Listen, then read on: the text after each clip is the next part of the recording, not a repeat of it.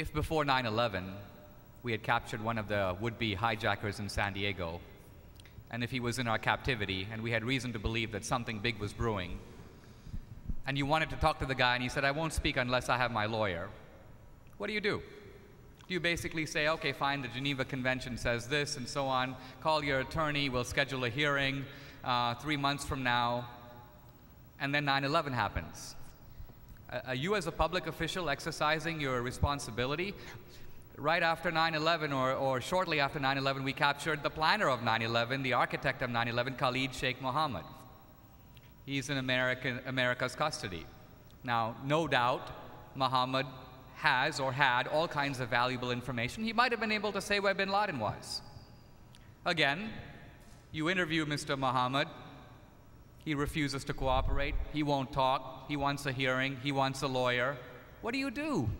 These are the practical questions facing the U.S. military, and unless you can intelligently tell what the answer should be, leave him alone and let's see what happens. If you are in the actual position to thwart a brewing plot or to find someone who is planning great harm against American targets, what do? My answer would be that, look, if you ask me, are there certain forms of coercion that are so barbaric that no matter what, we should not use them? I answer yes.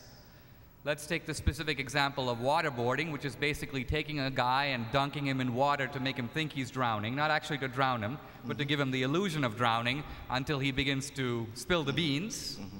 I would actually do that to Khalid Sheikh Mohammed under the conditions I just outlined. Which we did. And do you support it? No. You don't think we should have done it?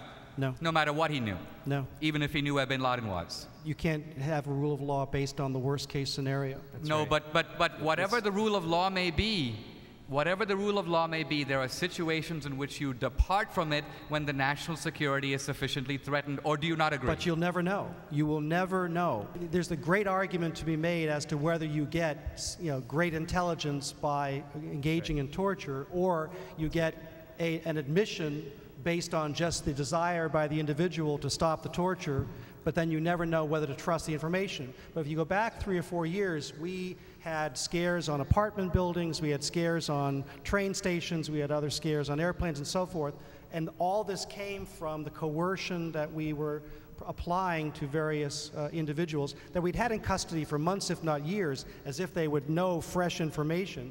They were doing things because they wanted the torture to stop.